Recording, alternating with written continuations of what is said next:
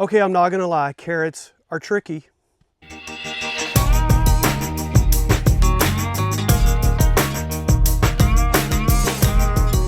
Hey guys, Jeff here at Whirlwind Family Farm, Central Texas. And if you look closely behind me, if I can get the camera down here, that is some little bitty seedling carrots that were planted on March 2nd. We're a little over 10 days ago, and they actually started, surprisingly, they started germinating at about 7 to 8 days. I was really glad to see it because we've had issues with carrots here before. Some of the issues we've had have been purely our fault. Is one that I use a little earthway seeder, and the earthway seeder, if any of you have ever seen them, they come with a seed plate that drops the number of seeds for the size of seed that you're planting. So I've gone through a couple of seed plates in the past. One is kind of designed more for radishes, which is kind of a medium small seed. And carrots, of course, are the tiniest little seeds, and they've got a seed plate for that. And I've had issues with that seed plate before, not dropping enough seeds. But the last couple of seasons, I've kind of moved my way back toward it again because the other seed plate drops too many, and I have carrots that are too tightly bunched and they don't mature out in the length and the type of carrot I want to see. So I've gone back to it. And if you look at this closely, I'm going to go down here. I don't know how well you can see that, but they're spaced out pretty well. Germination rates weren't perfect, but that's a pretty good stand of carrots if you look in there close.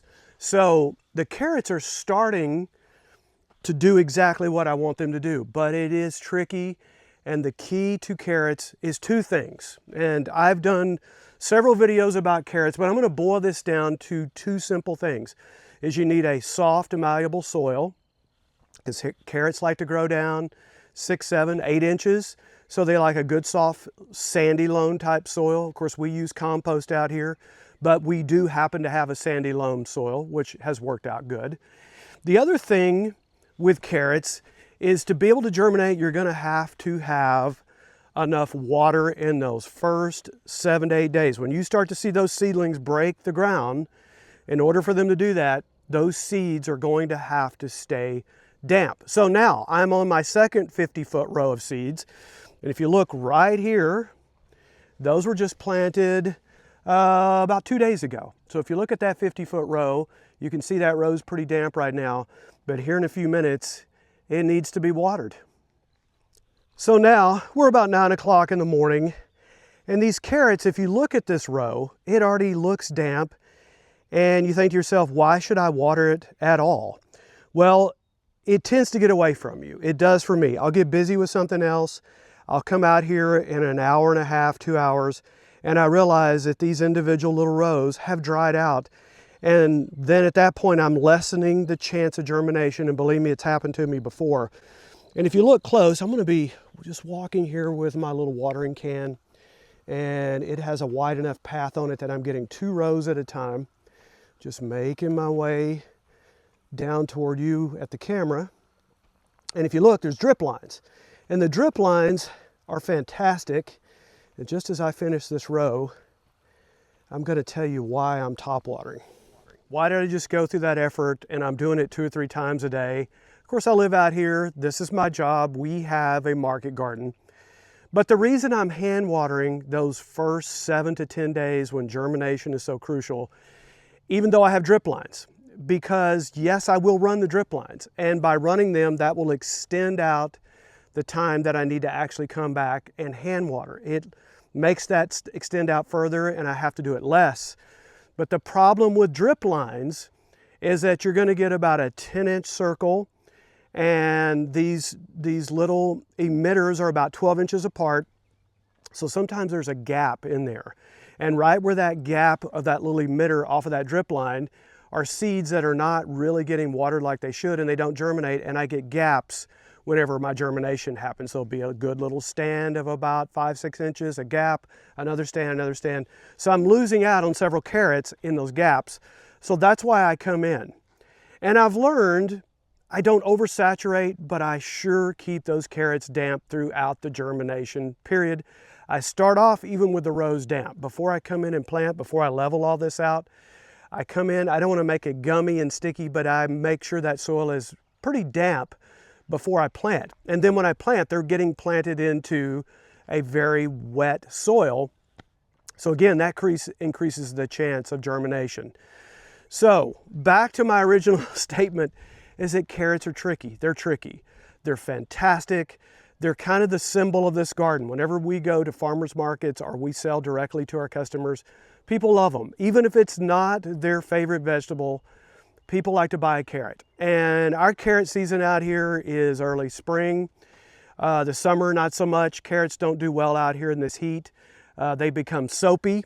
I borrowed that term from one of my customers. She said to me one time, she goes, "Do your carrots get soapy in the summer?" And I was like, yeah, I guess. And I know what she means. They just don't have that crisp, nice taste. They taste a little soapy, to be quite frank with you about it. So that's why in the summertime, once we get to about the first week of June, they've been harvested, and we start planting again when we get back to late August, because then it starts to cool off a little bit. Texas stays hot for a long time in the fall, but it gives them a better chance of tasting better. And that's carrots. That's carrots in a nutshell. And if you look at this little row, I say this little row, this is a 50-foot row that I've just watered. And I'm gonna turn the drip lines on here in a little bit, and that's gonna aid me in making sure that water is good down deep, but I'm gonna top water at the same time. So all of this I've showed you, and all this being said, I'm gonna tell you the key thing. With a smaller garden doesn't have a row that's 50 foot long, a row that may be 15 foot long, and you've got 2 or 3 little spaces, and you can come out there and put a top cloth. Some people will put a row covering to lock in that. That's good, that's fine. I don't think that's a problem at all. The only problem I have with that is you have to look underneath and see if those seeds have finally broke the surface, and then you have to take it off. If you wait too long, you'll cut off the sunlight and you'll kill them. So I have an issue with that, and sometimes there'll be a little bit of drying underneath and you may not be aware of it. So my perfectionistic tendencies come out, and because I'm out here and I can literally do this by hand, I just do it by hand. I don't use the top, but you can, if you're really, really busy and you got lots of things to do, you can put a cover cloth over the top of those rows to lock in, keep that sunlight from baking out that moisture, and also increase your chance of germination. But back to what I was saying, in a small garden, this doesn't take a lot of time. This doesn't take a lot of effort. You could give it a good soaking in the morning, and if you're busy all day long, when you get home, you can come back and give it another good soaking. The key is to make sure it's got a good soaking, not to the point where you're watering it so heavily it's washing seeds out, but it's keeping them pretty darn damp from the morning till the afternoon, and it's something you can do. So guys, that's kind of my trick to carrots. I've learned I almost can't overwater them in the beginning. I don't want to water them so heavily that, again, they're like boggy, but at the same time, I want to keep them in a pretty saturated situation, which allows those seeds to germinate. And that's why carrots are just difficult and can be difficult. But once they get going, then I rely on that drip line, and that's my watering method. Once we get germination and we've got the little seedlings that are pretty good, man, I'm good to go. And now I can just let the drip lines do it, and I don't have to come out here and manually do it myself. So keep in mind, it's going to be much simpler for you in a small garden, and you can do it. Guys, thanks again. If you get value from our channel, we do hope that you like, subscribe, certainly hit that bell for notification, because each week we try to have tips and ideas and things.